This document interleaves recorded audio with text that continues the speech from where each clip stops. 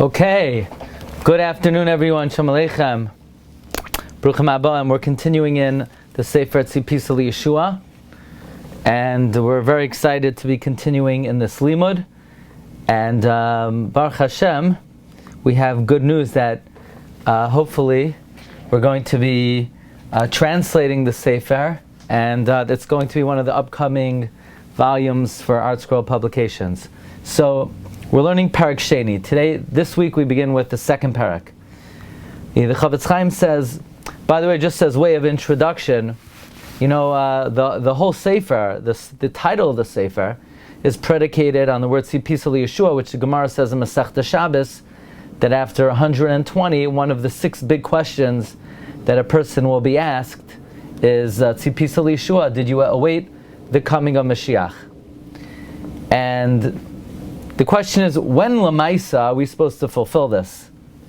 We discussed at length the approach of Rav Moshe Shapiro, that the time designated to be Mitzapeh Yeshua is Kabbalah Shabbos. That Kabbalah Shabbos is designated for awaiting the Yeshua. We explained that Shabbos is synonymous with redemption. The same way the Gemara in Tainus says that the Beis Hamikdash, the first time and the second time, was destroyed Matzai Shabbos, because Churban is only possible when you're moving away from Shabbos. So Binyan is only possible when you're headed toward Shabbos.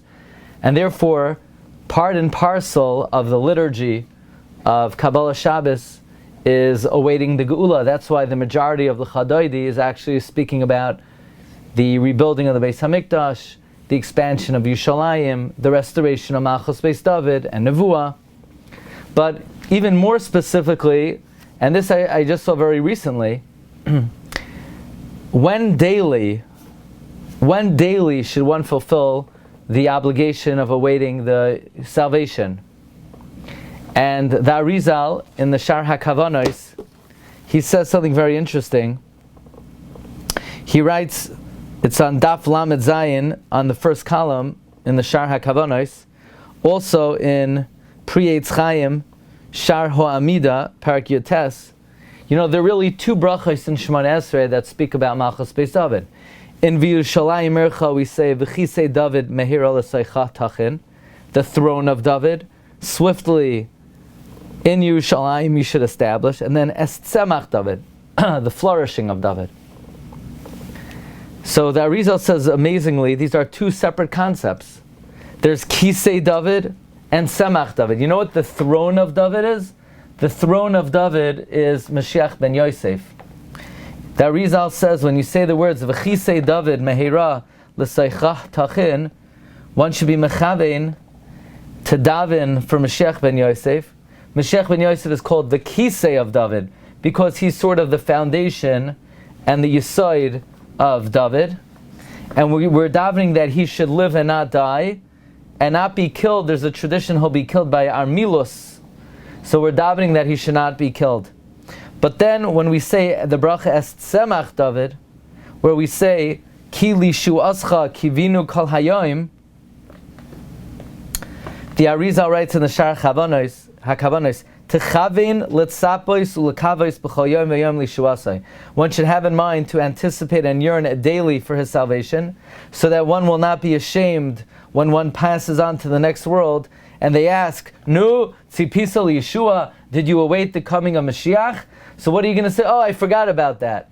So therefore, the designated time, aside from Kabbalah Shabbos that we discussed, the designated time is in the bracha Es Tzemach David, that one should be mechavein when they say the words Ki lishuascha kivinu kol hayom. That's the specific time to be mitzapeh Yeshua, to be able to answer in the affirmative Tzipisa Yeshua. Let's begin the second chapter. And what's amazing is that the Chavetz Chaim makes a point that we really quoted from the Brisker Rav. Says the Chavetz Chaim, Hinei komi she'eno imamin klal b'vias HaMashiach. Behold, regarding someone who doesn't believe at all in the coming of Mashiach, Yadua la'koel, it is known by everyone, Sha'avoinoi gadol minasai, that his sin is too great to bear. Shechasu la'yikar echad min hashlosh asar ikarim, the person's lacking one of the 13 principles. There are 13 principles of faith. So someone who doesn't believe at all in the coming of Mashiach, he's lacking in one of the 13 principles. But not only that, v'chein mi she'enoi mechake lebiyasai, someone who does not await his coming. Dahainu shemisyayish mimenu me'eza sibashi. What does it mean somebody doesn't await his coming?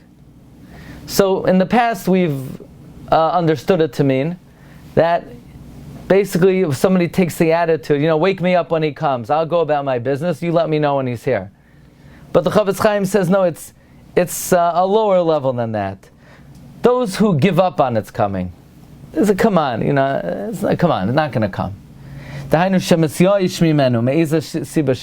Someone who gives up hope of his coming. He's a good pal of the guy who doesn't believe in his coming at all. Meaning they're partners in crime. They both have a status of a kofer. He's considered like a heretic. So in other words, not only is someone a kofer if they don't believe in Mashiach, but also someone who's basically thrown in the towel and says, nah, it's not going to come. In a world like this, in such a mess, that's also considered kfira. And this is a diuk we've already pointed out in the Rambam. This is the language of the Rambam in Hilchos Malachim, the 11th chapter, Halach Aleph. HaMelech HaMashiach Osid La'amoid. The King Mashiach is destined to get up, Ulahachser Malchus Beis David, to restore the Davidic Malchus, Liyashna, to its original state, Lamamshala Harishayna, to its original dominion, Ubayne HaMikdash, he's going to rebuild the temple, Umekabetz Nidche Yisrael, he's going to gather those Jews who were cast away into the exile, V'choizvin Kol HaMishpatim B'yamav K'may Shayu Mekaydim, all Jewish law will be restored like it was at first, meaning whether you agree or you don't agree with Israel removing the Supreme Court from vetoing the other branches of the government, whether you feel Israel should be a complete democracy or not, Eretz Yisrael will not be a democracy when Mashiach comes. Don't mistakenly think that the Israeli government, whatever your stance is on it, and of course we support their efforts in defending Klal Yisrael b'Artzeinu, but the political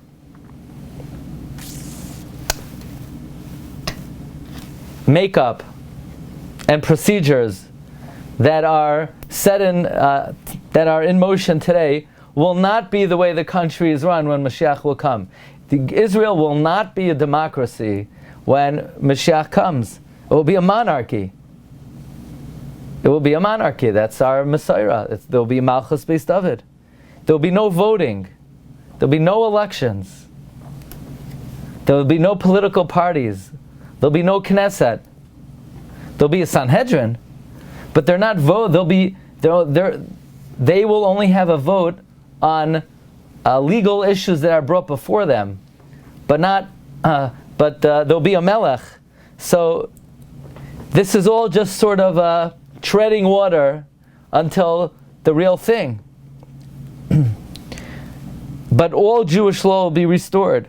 Makrivin karbanos will offer sacrifices. V'oisen shmitin. V'yoivlos will observe shmita and yoiva k'chol mitzvasa amur b'Torah. Says the Rambam, v'chol mi she'enoi ma'amin by anyone who doesn't believe in Mashiach, or mi she'enoi mechake lebiyasai, or someone who does not await the coming of Mashiach. What does that mean? He doesn't await the coming of Mashiach. So we've interpreted in the past, well, he's got other things on his mind. But the Chavetz Chaim says it has to mean he's thrown in the towel. He doesn't really believe it's coming. Al karchach wrote Saloimar, perforce you have to say, what does it mean someone who doesn't await it? Shemisyayish mimenu. He's given up hope from it. Me'eza sibashi for whatever reason. So such a person, loy bishar neviim balvadhu kaifer. Such a person is not only denying other prophets, ela b'Torah of Moshe Rabbeinu. He's denying the Torah and Moshe. Shaharei Torah hi'ida alav shenamar. The Torah testifies about the coming of Moshiach. Like it says, V'shav Hashem aleikecha eshvuscha. God will return your captives.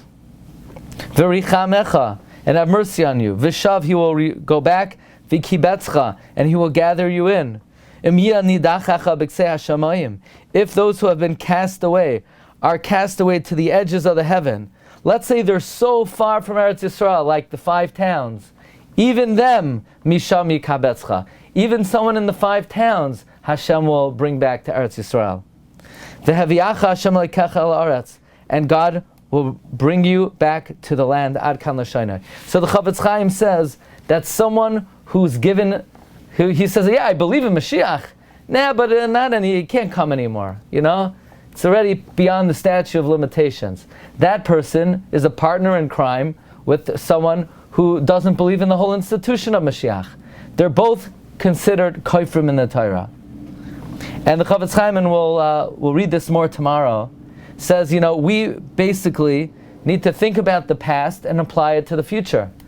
Because every single thing God promised about the Exodus from Egypt, every last detail came to be. So imagine if the final redemption, which was told to us not only in the Chumash, but in so many of the Nevi'im, Yeshaya, Yirmiyah, Yechezkel, Treyasar, how many prophecies were there? Certainly, the davar echad midvarecha achar lo yashav. Not one detail will not come to be precisely. So we have to look at past performance and extrapolate and to what will be in the future. Okay, we'll continue as Hashem tomorrow. Thank you for joining us. Have a wonderful day. Oh, somebody asked the question, what about the bracha of Tekah B'Shofar? So again, look, part of Tzipisa Yeshua is to await the fruition of all the words of the Nevi'im. However, beyond that, aside from that, specifically the Geula is in the phrase Ki Lishuascha Kivinu Kol Hayom. Okay? Thank you everybody. Have a great day.